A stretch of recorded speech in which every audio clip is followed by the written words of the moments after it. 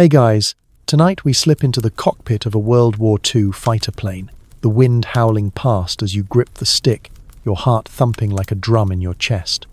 Picture it. You're high above the English Channel, clouds streaking by, the horizon a blur of blue and grey. Your Spitfire hums, a beast of metal and rivets, vibrating under your gloved hands.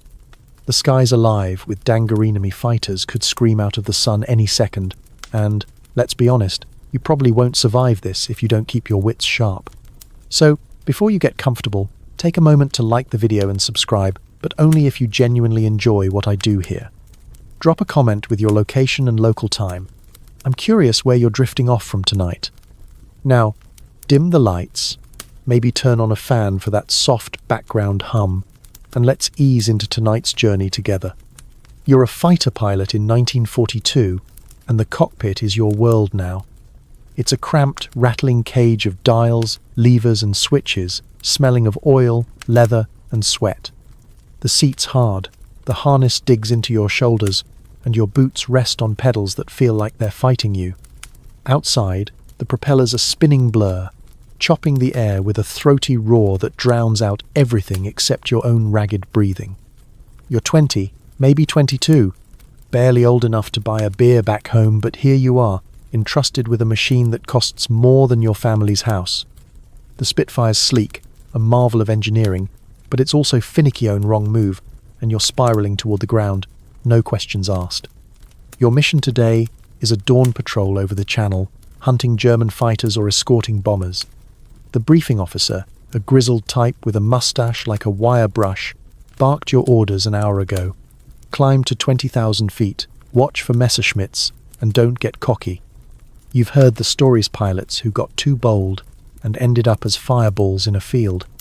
The Battle of Britain, 2 years back in 1940, proved the RAF could hold its own, downing over 1,700 Luftwaffe planes.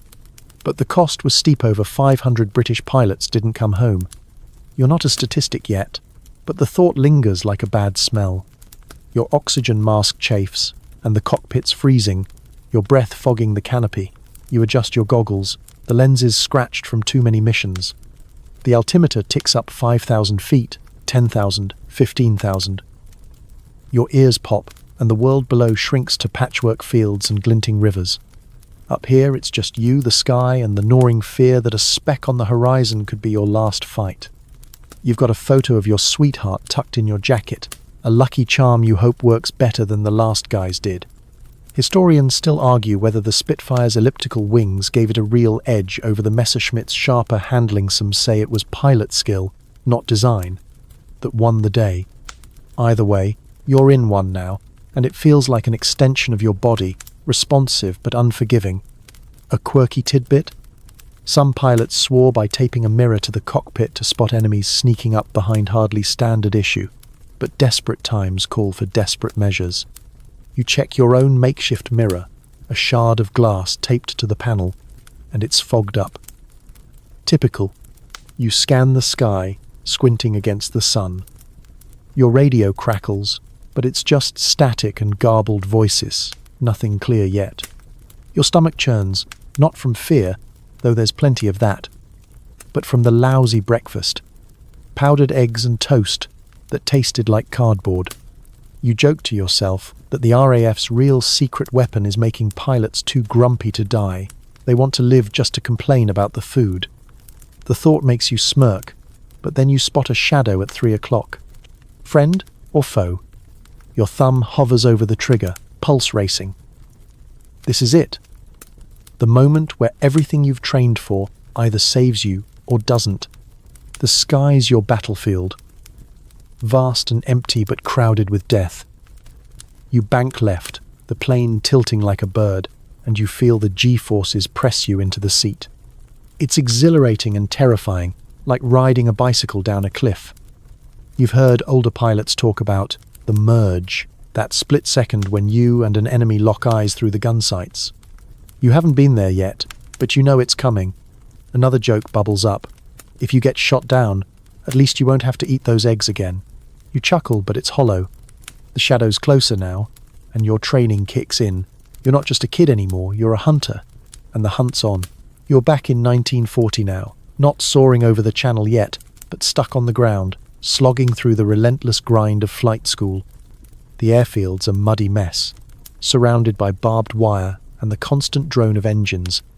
You're a raw recruit, barely out of your teens, and the RAF's got you running ragged, trying to turn you into a pilot before the Luftwaffe turns you into a memory. The training base is a sprawl of Nissen huts, damp and cold, with instructors who bark orders like they're auditioning for a drill sergeant role. Your days start at dawn, and by dusk, you're so tired you could sleep standing up, perfect for tonight's sleepy vibe, right? The cockpit of a tiger moth trainer feels like a bicycle with wings, flimsy and wobbly as you taxi across the grass. You're learning the basics, takeoffs, landings, and how not to puke when the instructor throws the plane into a spin just to see if you'll crack. The moth's open cockpit lets the wind slap your face, and your scarf flaps like a flag in a storm. You're bundled in a flight suit 2 sizes too big, smelling of mildew, but it's better than freezing at 5,000 feet. The instrument panel is a puzzle altimeter, airspeed, compassol dancing needles you're supposed to tame. One wrong glance, and you're upside down, praying the instructor doesn't notice. A mainstream fact. The RAF's training program was brutal but effective, churning out over 50,000 pilots by 1945, many of whom learned to fly in under 6 months. You're one of them, or trying to be. The instructors are merciless, weeding out anyone who can't handle the stress. You've seen guys wash out, sent back to ground duties with shame in their eyes. You're determined not to be one of them, but the spins are a nightmare. The plane drops, the world twists, and your stomach lurches like it's trying to escape. Recover or die, the instructor growls through the speaking tube. No pressure, right? A quirky tidbit. Some trainees swore they saw ghosts in the clouds during solo flights. Maybe it was exhaustion, maybe it was the RAF's awful tea-playing tricks. You haven't seen any spectres yet, but after a dozen spins, you're not ruling it out. Historians still argue whether the rush training saved the RAF or cost live-scramming years of skill into months, meant some pilots hit the front lines half-baked. You feel that pressure every time you stall the plane, the nose dipping as the engine sputters. You pull back, sweat beading under your helmet, and the moth levels out. Barely. Your classmates are a mixed bag-cocky types who think they're the next Douglas Bader, and quiet ones who just want to survive. You're somewhere in the middle, cracking jokes to keep the fear at bay. Like when the instructor makes you practice a forced landing in a field, and you quip, "Good thing I brought my running shoes." It gets a laugh, but inside you're terrified of pancaking into a hedgerow. Another joke comes when you're paired with a guy who keeps mixing up left and right. Hope you're better with a joystick than a map. He glares, but you're all in this together, bonded by shared misery. The days blur lectures on aerodynamics, navigation by dead reckoning, and endless drills. You learn to read the wind by the ripple on a puddle, to gauge altitude by the feel of the seat. Nights are spent in the hut, scribbling notes by candlelight, your bunkmates snoring like a malfunctioning engine. You dream of flying, but it's not Glamorous, it's you, stalling over a forest, waking in a cold sweat. Another light moment. The cook serves mystery stew, and you joke it's probably made from old flight manuals. No one laughs, they're too busy choking it down. By the end of training, you're not a natural, but you're competent. You can land without bouncing, navigate without a map, mostly, and maybe, just maybe, survive your first mission. The final test looms, a solo cross-country flight. You climb into the moth, the engine coughing like it's got a cold.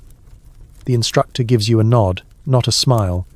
You taxi, take off, and the ground falls away. For the first time, it's just you and the sky. It's terrifying, but it's also freedom. You're not a pilot yet, but you're close.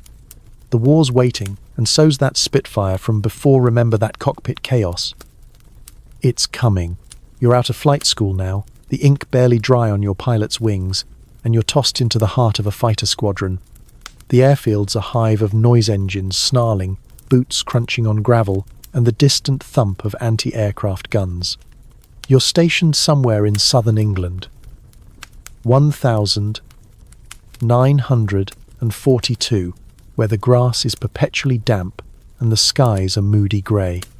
Your new home is a cluster of huts and hangars, the air thick with the smell of fuel and cigarette smoke. You're no longer a lone trainee, you're part of a squadron, a ragtag family of pilots who live and die together. The mess hall's your sanctuary, where you swap stories, fears, and the occasional bad joke over lukewarm tea. The squadron's a mix of characters veterans with haunted eyes, rookies like you trying to act tough, and a few eccentrics who seem to thrive on the chaos. Your flight leader, a lanky guy named Tom, has a laugh like a foghorn and a habit of quoting Shakespeare before missions. He's survived 2 years of dogfights, which makes him either lucky or a wizard. You're billeted in a drafty hut, your bunk a thin mattress that creaks with every move. The walls are plastered with pin-ups and letters from home, and someone scrawled, "Don't die," above the door, charming. A mainstream fact. RAF squadrons were tight-knit units, often with fewer than 20 pilots, and losses hit hard by 1,942. The average pilot's survival rate was measured in weeks. You feel that weight every time a chair stays empty at dinner. The mess hall's where you learn the unwritten rules. Never talk about a missing pilot until 48 hours pass, and always buy a round if you make it back. You're learning fast, but the learning curve's brutal. One night, Tom slaps your shoulder and says, "Kid, you'll either get good or get dead." You laugh, but it's forced. A quirky tidbit. Some squadrons adopted bizarre mascots like a goat named Percival, who supposedly brought luck if you rubbed his horns before a mission. Your squadron's got a scruffy terrier named Spit, who barks at every takeoff like he's cheering you on. You give Spit a pat, half joking that he's your co-pilot. Historians still argue whether squadron morale was more about camaraderie or sheer stubbornness. Did you fight for each other or just to prove you could? Either way, you're here, and the bonds are real. You share cigarettes, swap stories about girls back home, and tease the guy who snores like a buzzsaw. The mess hall's a stage for your 3 daily jokes. First, there's the time you catch a rookie trying to polish his propeller with boot polish. "Mate, it's not a dress shoe," you quip, and the table roars. Later, when Tom recounts a near miss with a Focke-Wulf, you chime in, "What? Did you wave and invite him for tea?" The laughter's a lifeline, cutting through the tension. Your third joke comes when Spit the Terrier steals a sausage off your plate. Blimey, he's a better thief than the Luftwaffe. It's silly, but it keeps you sane. Days are filled with briefings, card games, and endless waiting for the scramble siren. You learn everyone's quirks. The guy who sings off, key to calm his nerves. The one who carries a rabbit's foot he swears saved him from a crash. Nights are for letters or staring at the ceiling, wondering if you'll see tomorrow. You're starting to fit in, but every mission's a reminder you're one mistake from being a name on a wall. The veterans teach you trick show to spot a glint of enemy wings, how to save fuel by gliding. You're not just a pilot now, you're a brother, and that's both a comfort and a burden. You lie in your bunk, listening to the wind rattle the hut. Spit's curled up nearby, snoring softly. You think about Homimum's roast. Your kid sisters laugh, but it feels a world away. Tomorrow's another mission, and you'll be back in that Spitfire, the one from that chaotic cockpit. Remember that shadow on the horizon? It's still out there, waiting. For now, you close your eyes, the mess hall's laughter echoing in your mind, and try to dream of something other than war. You're awake before dawn, the airfield cloaked in a chilly mist that clings to your flight suit like a damp handshake. The squadron's buzzing with quiet urgency, everyone moving in the half-light like ghosts with a purpose. You're prepping for a dawn patrol, and the pre-flight routine's a ritual that's equal parts habit and superstition. Your Spitfire sits on the tarmac, its sleek lines barely visible in the fog, dew beading on its wings. You circle it, hands brushing the cold metal, checking for anything a loose rivet, a nick in the propeller that could spell disaster at 20,000 feet. Your breath catches. You're not just inspecting a plane, you're entrusting it with your life. The ground crew's already at work, their faces smudged with grease, tools clinking as they tweak the engine. You nod to them, grateful, but there's no time for chit-chat. Your checklist's mental but meticulous. Fuel, oil, flaps, guns. You tug at your parachute straps, the canvas heavy on your shoulders, and adjust your life vest. Nobody mentions the odds of surviving a channel ditching, but you know they're grim. Your oxygen mask dangles, its rubbery smell familiar now, and you slip that photo of your sweetheart into your pocket, right where it's been since that first chaotic flight. Remember that cockpit? It's waiting for you again. A mainstream fact. Pre-flight checks were critical in World War II, as a single mechanical fault could doom a pilot. Over 10% of RAF losses were due to equipment failure, not enemy fire. You're obsessive about it, double-checking the ailerons, running your fingers along the canopy's edge.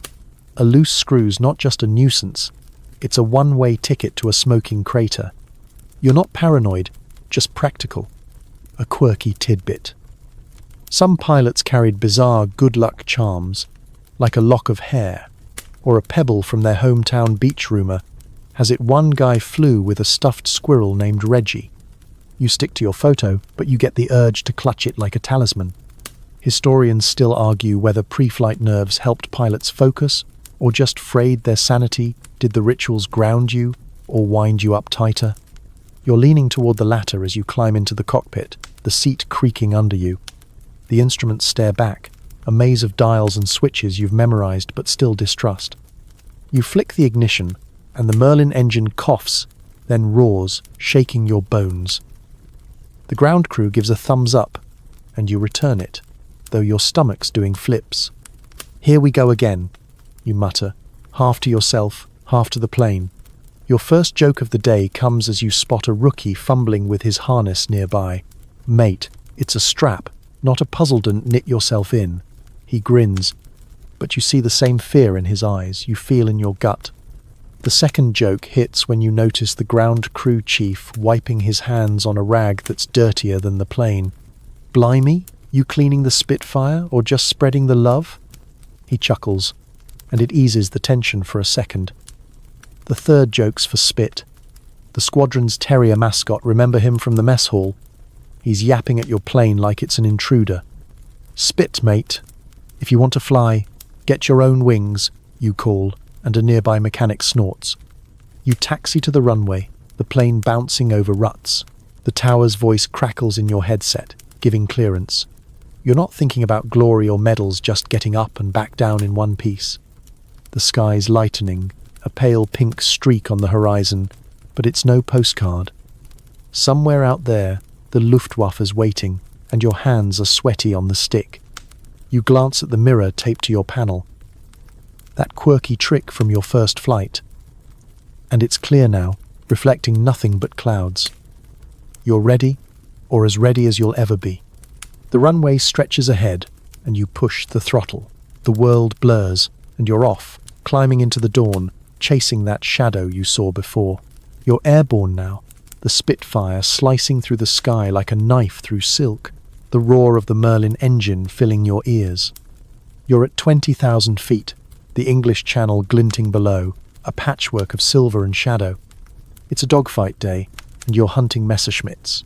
Your squadron spread out in a loose formation, wings glinting in the morning sun. The air's thin, your oxygen mask hissing as you breathe, and the cold seeps through your flight suit, numbing your fingers. You scan the horizon, eyes darting, searching for that telltale specker German fighter ready to turn this patrol into a deadly dance. Your heart's a metronome, steady but fast, and you grip the stick like it's the only thing tethering you to the world. The radio crackles, your flight leader's voice cutting through. Bandits, 2 o'clock high. You spot them 3 Messerschmitt Bf 109s, their yellow noses catching the light. You bank hard, the plane rolling smoothly, G-forces pressing you into the seat like a giant's hand. The dogfight's a ballet, chaotic and precise, where one wrong step means curtains. You dive, chasing the lead 109, its tail in your sights. Your thumb hovers over the gun button, 8 machine guns ready to spit fire. You're not thinking about heroics, just angles and speed geometry with a body count. A mainstream fact, dogfights were the crucible of the air war, with the RAF and Luftwaffe Losing thousands of planes in 1940 to 42, the Spitfire's maneuverability often tipping the scales. You feel that now, the plane responding like an extension of your will, turning tighter than the 109 can manage. You fire a burst, the gun's chatter vibrating through the cockpit, but the enemy jinks left, dodging your shots. A quirky tidbit. Some pilots claimed they could smell a dogfight coming, a mix of adrenaline and instinct like you, right now, catching a whiff of oil and cordite as the fight heats up. Historians still argue whether pilot skill or aircraft design won more dogfights. Did your Spitfire's wings outshine your reflexes, or is it all you? You're in the thick of it now, the sky a whirl of planes and tracer fire. And 109 screams past, so close you see the pilot's goggles. You roll right, pulling up to avoid his wingman, your stomach lurching as the horizon flips. "Stay sharp, kid," you mutter, echoing Tom from the squadron mess remember those laughs over tea. You're not laughing now. Your first joke slips out anyway, a reflex. This guy flies like he's dodging his mum's cooking. It's just you in the cockpit, but it keeps your nerves steady. You spot another 109 climbing, and you follow, the engine screaming as you push it to the limit. Your second joke comes when you notice your mirror yep, that taped-on shard from your first flight rattling loose. Great, now my luck's falling apart too. The fight's a blur, seconds stretching into eternity. You fire again, and this time, black smoke trails from the 109's engine. It spirals down, and you feel a jolt, not joy, but relief. You're still alive. Your third joke's grim as you bank away.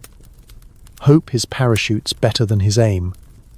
The radio's alive, with shouts your squadron's holding its own, but you've lost sight of Tom. You scan frantically, clouds and smoke blurring the view. Another 109 dives at you, guns blazing, and you barrel roll, heart in your throat. The Spitfire's nimble, but so's the enemy, and you're both dancing on a knife's edge. You break left, then climb, using the clouds for cover. Your training kicks in those spins and stalls from flight school, remember? And you outmaneuver the 109, swinging behind it. One more burst, and it's limping away, trailing oil. The fight's thinning out, the sky emptying as the Germans peel off. You're sweating, your mask fogged, but you're still here. The channel sparkles below, indifferent to the chaos above. You check your fuel gauge low, but enough to get home. The dogfight's over, but the adrenaline's still pumping, and you know you'll be reliving this dance in your dreams, or nightmares. You're still up there, cruising at 15,000 feet, the dogfight's chaos behind you, but the sky's no less treacherous. Clouds loom like grey mountains, and rain streaks your canopy, blurring the world outside. You're navigating now, trying to get your squadron back to base, but the weather's turning sour, and your instruments are about as reliable as a pub rumour. The compass needle wobbles, the altimeter's sluggish, and your fuel gauge is dipping faster than you'd like. You're alone in the cockpit, the hum of the Merlin engine, your only companion, and you're squinting at the starcer where they should be through gaps in the storm. This is navigation, 1942 style, part science, part guesswork, part prayer. You're plotting your course by dead reckoning, a fancy term for educated guessing. You've got a map strapped to your knee, creased and smudged, with pencil marks showing your last known position. The stars, when you can see them, are your guide, but the clouds keep swallowing them. You tilt your head, straining to spot Orion's belt, a trick you learned back in flight school. Remember those grueling nights? Your radio's spitting static, the tower's voice faint, like they're shouting from another planet. You adjust your headset, the leather earpieces chafing, and try to focus. One wrong turn, and you're over France, not England, and that's a one-way ticket to a POW camp. A mainstream fact, navigation in World War II relied heavily on celestial navigation and basic instruments, with RAF pilots often getting lost in bad weather. Hundreds crashed due to disorientation. You're feeling that risk now, the horizon tilting as gusts buffet your Spitfire.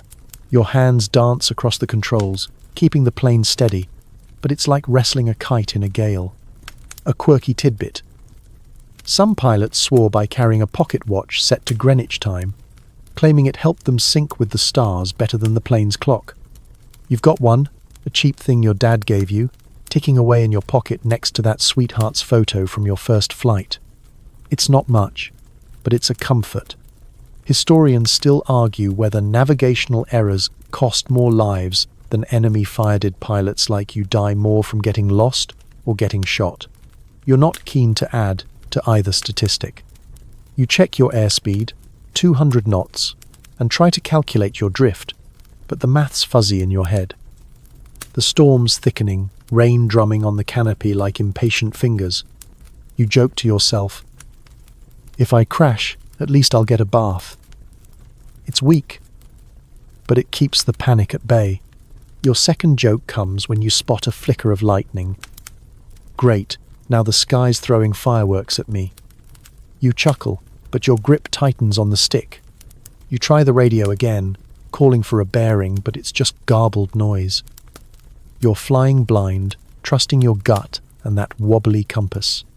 You dip below the clouds, hoping for a glimpse of coastline, but it's just endless grey. Your third joke's for Spit. The squadron's terrier, remember him stealing that sausage? Spit, mate, you'd sniff your way home better than this compass. The thought makes you smile, but it fades fast. Fuel's low, and the engine's starting to stutter. You spot a break in the clouds and catch a glint of water the channel, maybe? You bank gently, praying it's England's shore, not France's. You recall Tom's advice from the mess hall. Trust your plane, not your panic. You lean into that, adjusting your course by feel, the Spitfire's vibrations telling you more than the gauges. A faint light blinks below a beacon, or just a farmer's lantern. You take the gamble and descend, the altimeter creeping down to 5,000 feet. The storm's easing, and you spot a familiar river bend. Relief floods you, you're close to base. The runway's out there, waiting, and so's that cramped cockpit you've called home since dawn. You're not safe yet, but you're closer, and that's enough for now. You're back on the ground, the Spitfire's wheels kissing the tarmac with a jolt that rattles your teeth. The airfield's a hive of activity, even in the dim evening light, and you taxi toward the hangar, engine growling like it's as tired as you are. You cut the power, and the propeller slows, ticking like a cooling clock. You're not in the air anymore, but your survival depends on the unsung heroes around you, the ground crew. These are the mechanics, armourers, and fitters who keep your plane from falling apart mid-flight. You climb out, legs wobbly, and a grizzled crew chief named Alf tosses you a cigarette. You take it, even though you don't smoke, just to feel human again. The hangar smells of oil, metal, and sweat, a sharp contrast to the crisp sky you just left. The crew's already swarming your Spitfire, tools clanking as they check for damage from that dogfight. Remember that dance with the Messerschmitts? Bullet holes pepper the wing, and Alf curses under his breath, muttering about Bloody Jerry's aim. These guys work through the night, patching, tuning, and reloading your guns, their hands moving with a precision that rivals your flying. You're exhausted, but they're relentless, fueled by tea and sheer stubbornness. Without them, you'd be a sitting duck. A mainstream fact, ground crews were the backbone of the RAF, maintaining over 7,000 aircraft by 1942, often under blackout conditions to avoid Luftwaffe raids. Their work was grueling 12-hour shifts, sometimes longer, with no room for error. You watch Alf tighten a bolt, his fingers nimble despite the cold. A quirky tidbit. Some mechanics painted tiny caricatures of Hitler on engine cowlings, claiming it gave the planes extra spit. You spot one on your Spitfire, a cartoonish mustache smudged with grease, and it makes you grin. Historians still argue whether ground crew efficiency or pilot skill was the real key to RAF victories. Did Alf's wrench save you more than your reflexes? You lean against a crate, watching the crew swarm like ants. Your first joke slips out as Alf wrestles a jammed ammo belt. Mate, you fighting the plane or the war? He snorts, tossing you a rag to wipe your hands. The second joke comes when you see a rookie mechanic drop a wrench into the engine bay. Hope you're not planning to fly that in there. The crew laughs. but you feel the weight of their work. Every bolt they tighten is a second chance for you. You're not just a pilot. You're part of their machine, and they're part of yours. The night's closing in, and the airfield's lit by dim lanterns to dodge enemy bombers. You chat with the crew, learning their tricks, like how they mix fuel by feel when gauges fail, or how they listen to the engine's hum for clues. Your third joke's for a fitter who's cursing a stubborn spark plug. What? You sweet, talking it, or just swearing it into submission? He flips you off, but there's a smile. These moments ground you, a reminder of the team behind your solo flights. You think back to that stormy navigation, remember that wobbly compass? The crew's the reason you landed at all. You linger, watching them work under flickering lights. Alf hands you a mug of tea, scalding and bitter, but it's the best thing you've tasted all day. You talk about home, his kids, your mum's cooking, and for a moment, the war feels far away. But it's not. The siren could wail any second, and you'll be back in that cockpit, trusting Alf's patches to hold. You pat the Spitfire's nose, that cartoon Hitler staring back, and head to the mess hall. The crew stays, their work never done, and you carry their effort with you, heavier than that photo in your pocket. You're slumped in the mess hall, the air thick with the smell of boiled cabbage and cigarette smoke, your flight suit still damp from the morning's patrol. The squadrons around you, some laughing, some staring into their plates like they're reading tea leaves. Dinner's a grim, afforationed food that's more punishment than nourishment. You poke at a lump of something called stew, grey and gluey, and wonder if it's potato or despair. Your plate's got a sliver of spam, a scoop of powdered eggs, and bread so stale it could double as a weapon. You're hungry, but not desperate enough to enjoy this. The war's rationing has stripped England bare, and you're feeling it in your empty stomach. You sip tea that tastes like dishwater, the mug warm against your hands. The mess hall's noisy clinking cutlery, low chatter, and the occasional burst of laughter from a table of veterans reliving a dogfight. You're still wired from that dance with the Messerschmitts, remember those tracer rounds zipping past? But here, you're just another pilot, trying to choke down a meal while pretending it's normal. The rationing's a shared misery, binding you to the ground crew. The cooks, even Spit the terrier, who's eyeing your spam like it's a steak. A mainstream fact. Britain's wartime rationing, starting in 1940, limited food to bare essentials, with pilots getting slightly better rations about 0 calories daily, but still facing shortages of meat and sugar. You're grateful for the extra calories, but better is relative when your dessert's a biscuit that crumbles like sawdust. A quirky tidbit. Some pilots smuggled chocolate from home, hiding it in their flight kits, like contrabando guy in your squadron swears he traded a Hershey bar for a mechanic's best wrench. You've got no chocolate, just that photo of your sweetheart tucked in your pocket, a reminder of better meals and better days. Historians still argue whether rationing built camaraderie, or just resentment. Did shared hunger make you closer, or just crankier? You lean toward cranky as you stab at the stew. Your first joke comes when a rookie complains about the eggs. Mate, these aren't eggs, they're the cook's revenge. The table chuckles, and it loosens the mood. Your second joke hits as you catch Spit the terrier rep, that sausage thief from the mess hall sniffing under your chair.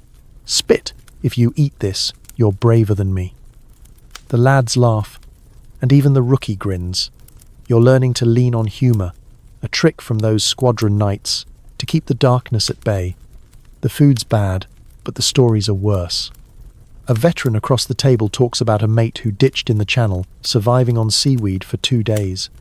You listen, chewing slowly, wondering if you'd have the guts to do the same. You dream of your mum's roast, gravy thick enough to drown in, but it's a distant memory. Your third joke's a desperate one as you push your plate away. If the Luftwaffe drops spam instead of bombs, we're done for.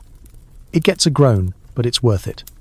You sip your tea, thinking about the ground crew. Remember Alf's greasy hands, who eat even worse than you. They're still out there, fixing your Spitfire while you gripe about dinner. You glance around the mess hall. The faces a mix of exhaustion, and defiance. Rationings stripped away comforts, but not spirit. You swap a cigarette for a bite of someone's smuggled jam, a rare treat that tastes like victory. The war's everywhere in the food, the talk, the empty chair's butt, so's the fight to keep going. You finish your tea, the mug cold now, and head to your bunk. Tomorrow's another mission, another chance to face the sky. That cockpit's calling, the one with the taped-on mirror and the hum of the Merlin. You're not full, but you're fueled enough to keep flying. You're hunched over in the cockpit, the familiar rumble of the Spitfire's engine vibrating through your bones as you cruise at 10,000 feet. The sky's clear for once, stars prickling the darkness, but the radio in your headset is a lifeline and a curse. It's spitting static, a hissing mess that makes every word sound like it's been chewed up and spat out. You're on a routine escort mission, guarding a squadron of bombers lumbering toward a German target. Your job's simple. Keep the Luftwaffe off their backs. But the radio's your only link to the world your squadron. The tower, the bomber sand right now. It's about as useful as a paperweight. You tap the headset, willing it to clear, and mutter a curse under your breath. The radio's a lifeline, sure, but it's also a puzzle. Coded orders come through in clipped bursts phrases like Angels 20 for altitude, or Bandits at 6 for enemies behind.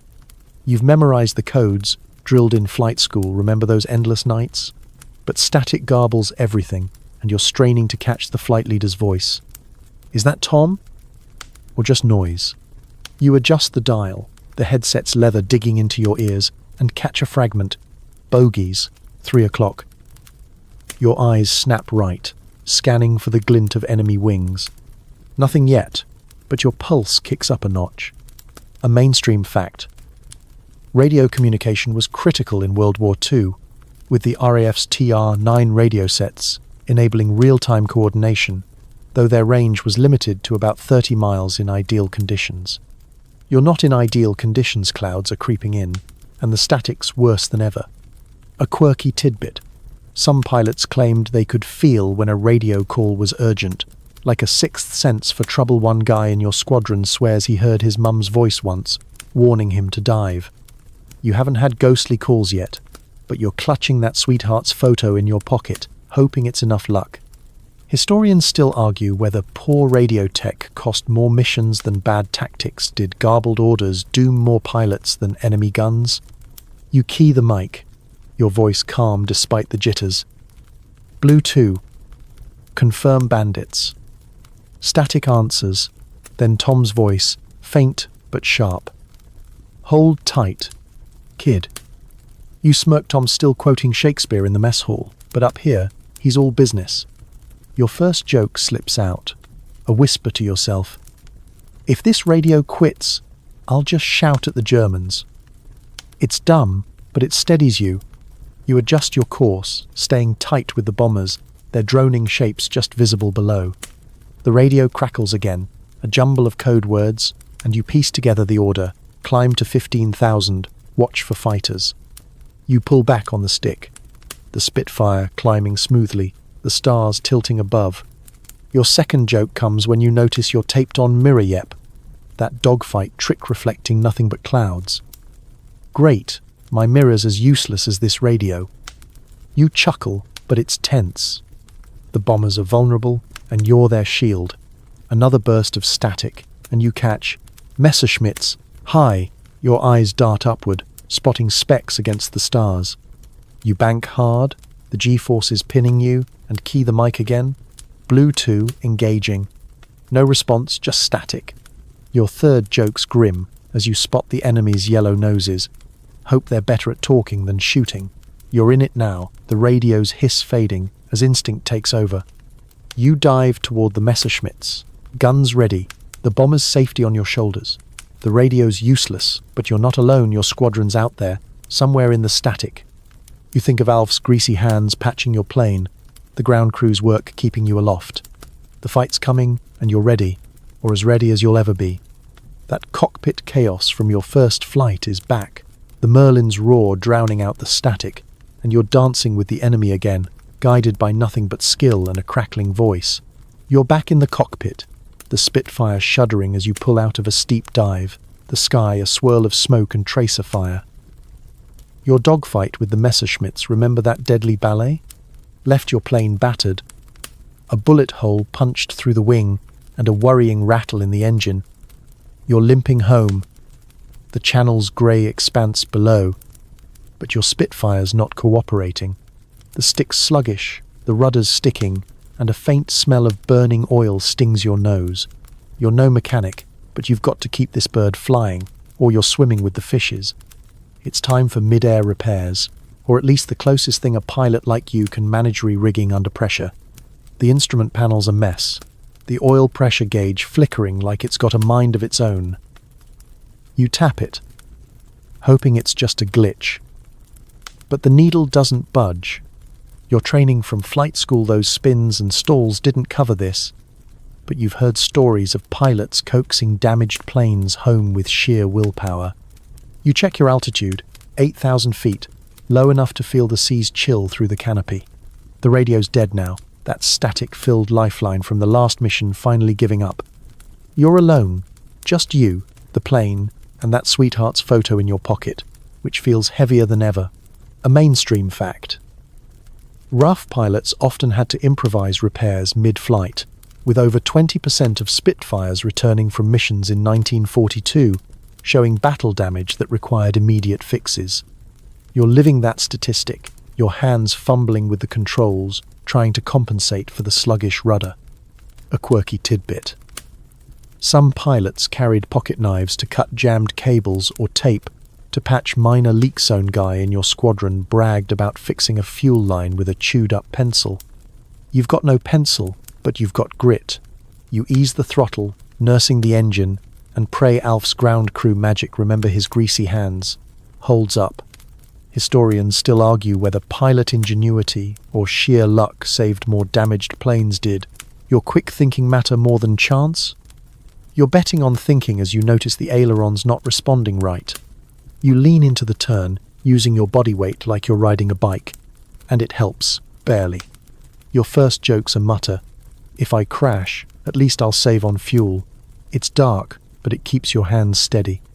You check the mirror, yep, that taped-on shard from your first flight, and it's cracked now, reflecting a distorted sky. Figures, you say. Your second joke.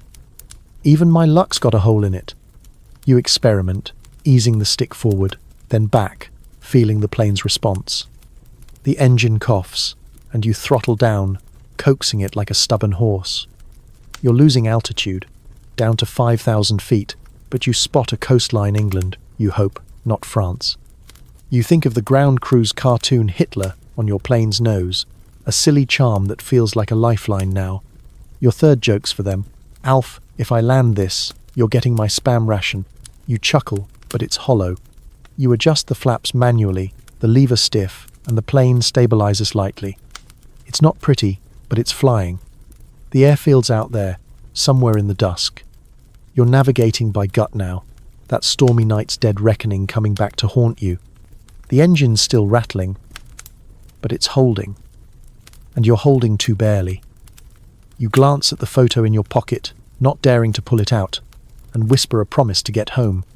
The runway's a faint strip in the distance, and you line up, praying the landing gear doesn't collapse. You're not out of this yet, but you're fighting, just like you did in that dogfight, with nothing but skill and a battered Spitfire to carry you through. You're back in the air, but it's no glorious dogfight this time, just you, the Spitfire, and a moonless night that feels like flying inside a coal sack. Night operations are a different beast, the kind that make your palms sweat and your eyes strain for any hint of light. You're on a defensive patrol, guarding the English coast from Luftwaffe bombers sneaking through the dark. The skies are void, stars hidden by clouds, and the only sounds are the Merlin engine's drone and your own breathing, loud inside your oxygen mask. Flak bursts bloom in the distance, orange flashes that light up nothing but your nerves. You're flying blind, and every instinct screams to turn back, but there's no turning back in 1942. Your instruments glow faintly. The dial's your only guide in this inky mess. The altimeter says 12,000 feet, but but it feels like you're floating in nothing. You've got a flashlight strapped to your knee, its beam weak and jittery as you check your map. Navigation's a nightmare, remember that stormy flight with the wobbly compass. This is worse. You're relying on radar reports from the ground, crackling through your headset, but they're vague. Bogies, north-northeast, range uncertain. You squint into the darkness, searching for the glint of an exhaust or the shadow of a Heinkel bomber. Your fingers twitch on the stick, ready for a fight you can't see coming. A mainstream fact. Night operations were critical in World War II, with the RAF's night fighters intercepting over 1,000 German bombers by 1943, though losses were high due to poor visibility and primitive radar.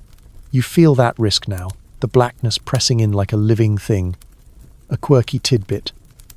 Some pilots taped glow in the dark paint to their instrument panels, swearing it helped them see better. One guy in your squadron tried it and ended up with a glowing mustache after a mishap. You're sticking with your flashlight, but it's barely cutting through the gloom. Historians still argue whether night fighting was more about bravery or blind. Luck did skill keep you alive, or was it just dodging the odds?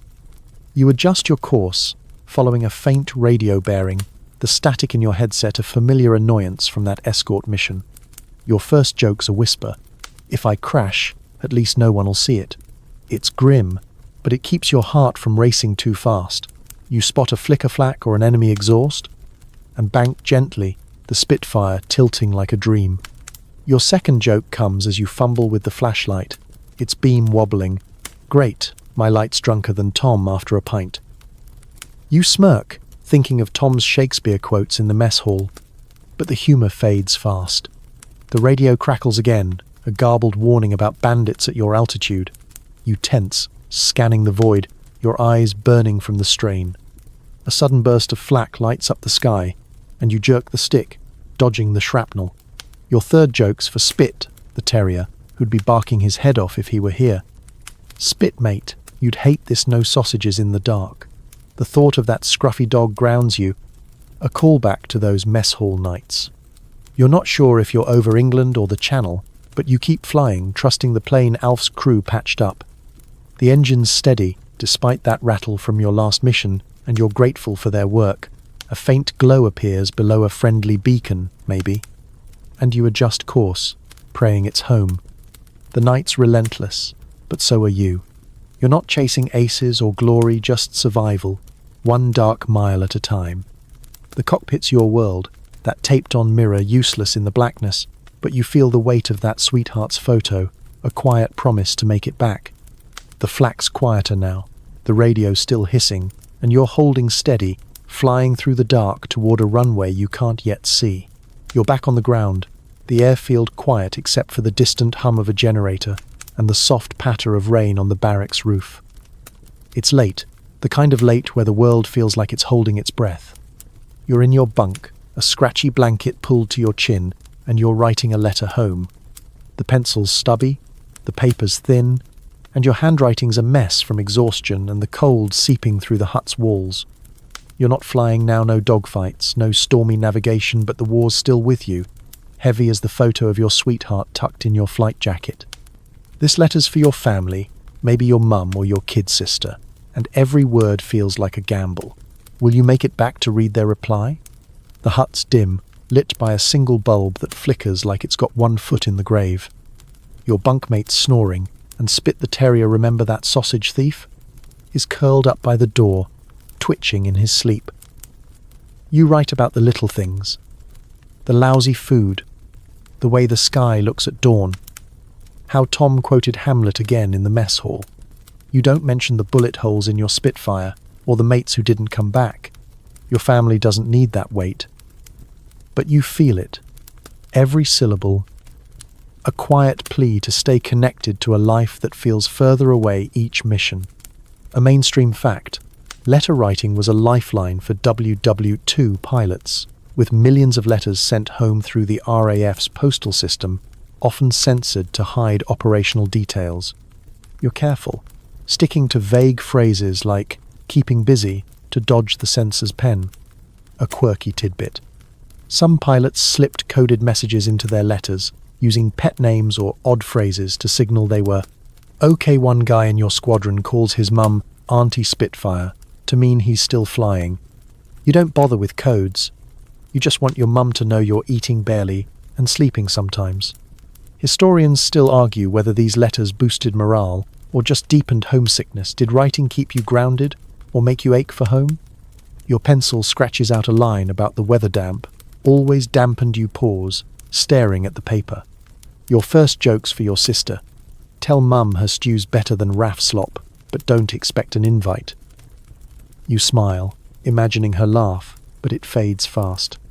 The second joke's darker as you glance at Spit. If I don't make it, give this mutt my ration, she's earned 'em. You don't write that one down, but it lingers. The act of writing's a ritual, like checking your plane before a mission. Remember those pre-flight jitters? It's a way to feel human, to anchor yourself to a world beyond the cockpit. You mentioned the ground crew, how Alf's hands keep your plane alive, but you don't say how close you came to not landing. Your third joke's a scribble in the margin. If the Luftwaffe drops biscuits, I'm switching sides. It's silly, but it keeps your hand moving. You're not sure if this letter will reach home before your next mission, or if you'll be around to send another. The thought's a shadow, like that Messerschmitt in your first dogfight, always lurking. You fold the paper, seal it, and tuck it under your pillow. The hut's quiet now, the rain, a soft drone, like the fan you might have turned on for this story's sleepy vibe. You lie back, staring at the ceiling, the weight of the war pressing down. Writing's done for tonight, but the words linger, promises, jokes, hopes you might not keep. Tomorrow's another flight, another chance to face the sky. That cockpit's waiting, with its taped-on mirror and Alf's cartoon Hitler on the nose. You close your eyes, the letter's words echoing, a fragile thread to home as you drift towards sleep. You're soaring again, the Spitfire's engine humming as you cut through a crisp morning sky, the English countryside a patchwork of green and brown below. You're not chasing Messerschmitts today, but there's a different kind of pressure. Everyone's talking about becoming an ace, a pilot with 5 confirmed kills. It's 1,942, and the term's a badge of honor, whispered in the mess hall like a sacred goal. Your squadron's scoreboard is scratched on a chalkboard in the briefing room. Tom's got 7, a cocky Canadian has 6, and you? You've got 2, maybe 3, depending on whether that smoking 109 from the dogfight, remember that deadly dance, gets confirmed. You're not obsessed, but the idea's there, nagging like a loose rivet in your mind. The air's clear, your oxygen mask hissing softly, and you're on a routine patrol, eyes scanning for trouble. Being an ace isn't just about kills, it's about survival, outsmarting the enemy while staying in one piece. You check your gun sights, the crosshairs steady, and adjust your goggles, the same ones you wore in that first chaotic cockpit. The tally's a game, but a grim one. Every kill is a plane down, a pilot gone, and you're not sure how to feel about it. You're not bloodthirsty, just doing your job, but the scoreboard's a siren call, tempting you to take risks. A mainstream fact. RAF aces were rare, with only about 5% of pilots achieving 5 or more kills, and top aces like Douglas Bader racked up over 20 by war's end. You're no Bader, but you're learning. Each mission sharpening your instincts. A quirky tidbit. Some pilots painted their kill marks on their plane's little swastikas or crosses, but one guy in your squadron carved tiny notches into his cockpit's wood, claiming it kept the plane honest.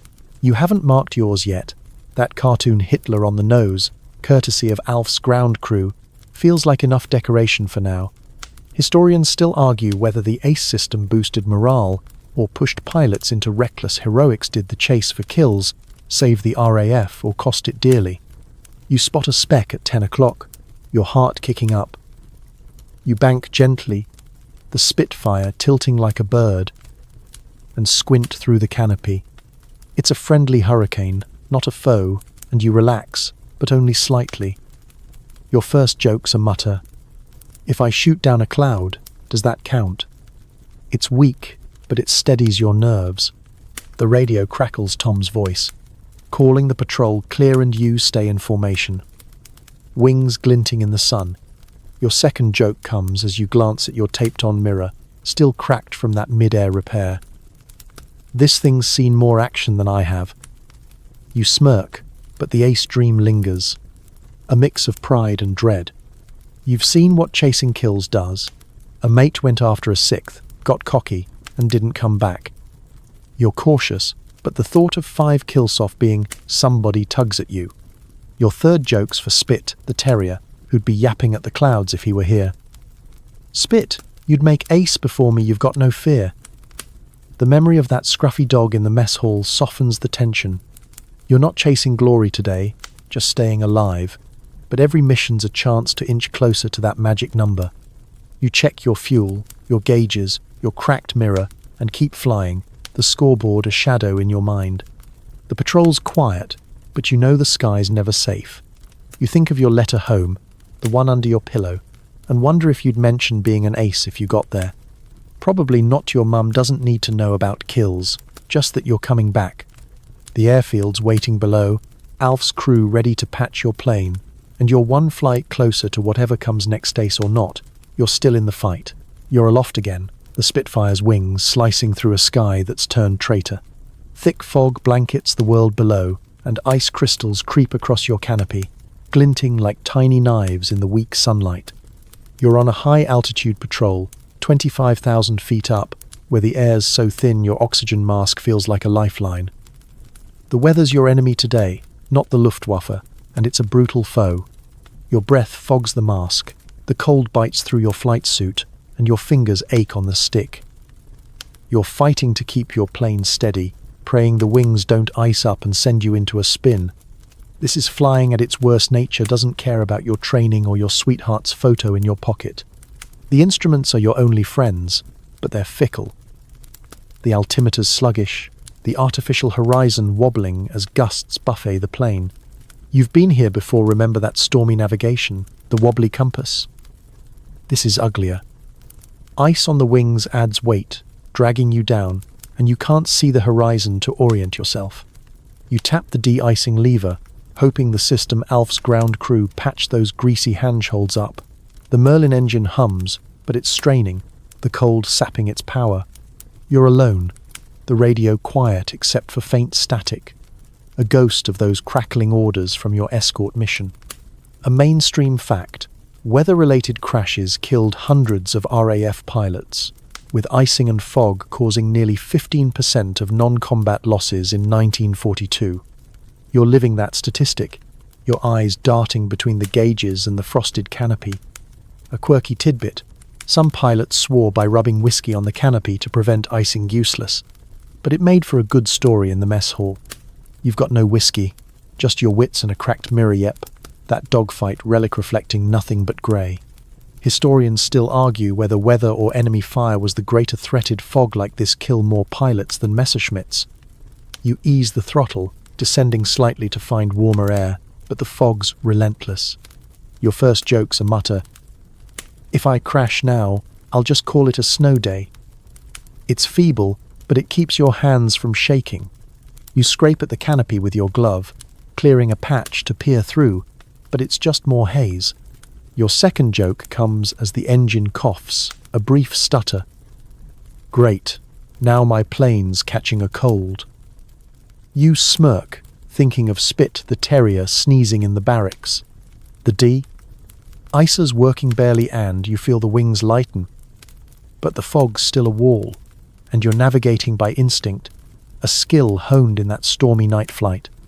The radio crackles, a faint voice from the tower, urging you to divert to a clearer airfield.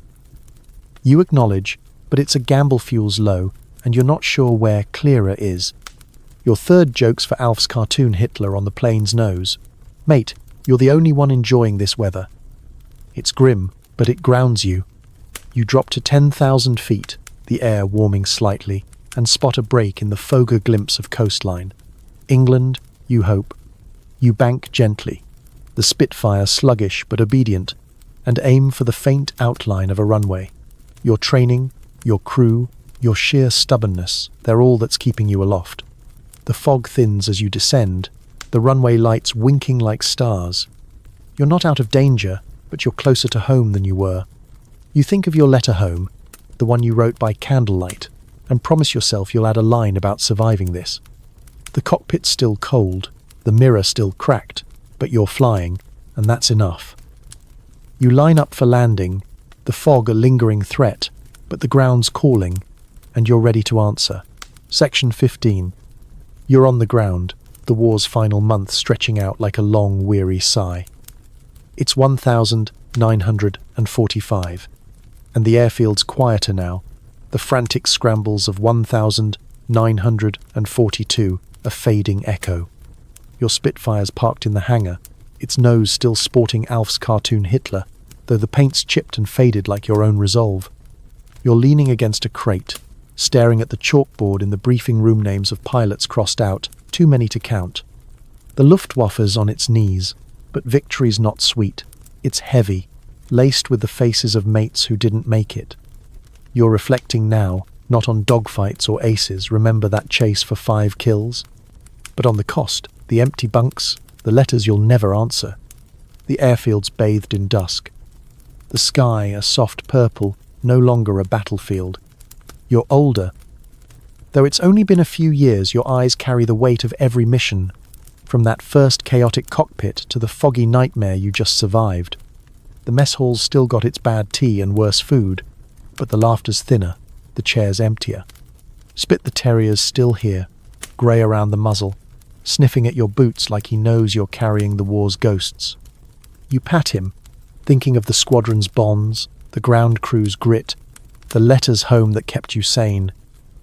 Each memory's a thread, frayed but unbroken. A mainstream fact. By 1945, the RAF had lost over 10,000 fighter pilots, with the Allies' air superiority paving the way for Day and Germany's surrender. You're one of the lucky ones, still breathing, still flying, but luck feels like a debt. A quirky tidbit. Some pilots kept souvenirs from their plane's bits of canopy, or spent casings as talismans of survival. You've got a piece of that cracked mirror from your first flight, tucked in your kit like a relic. Historians still argue whether the RAF sacrifices turned the tide, or were just a brutal necessity. Did your mates die for victory, or just to hold the line? You wander the airfield, boots crunching on gravel, passing Alf's crew as they tinker with a Spitfire that might not fly again. Your first joke's soft, for them. Alf. You fixing that or just petting it? He grins, but it's tired. Your second joke's for Spit, who's chasing his tail. Mate, you're the only one still fighting. It's bittersweet, like the war's end.